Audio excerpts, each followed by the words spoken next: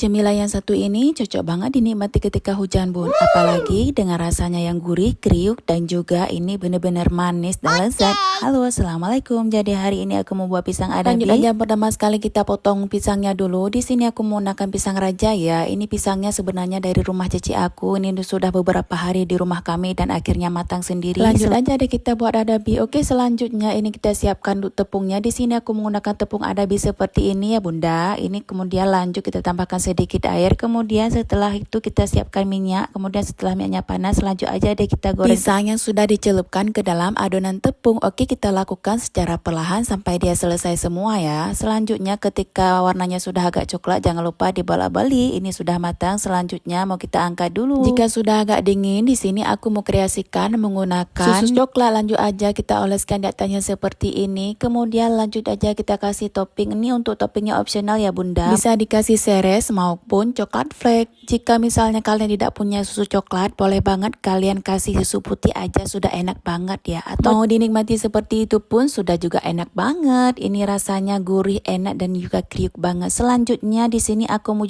kasih seres yang berwarna-warni. Ini biar tambah cantik dan ini request daripada bocil Nadi. Dia hasilnya cantik banget dekan. Ini rasanya pun gak kalah enaknya. Terima kasih sudah menonton videonya. Salam sayang.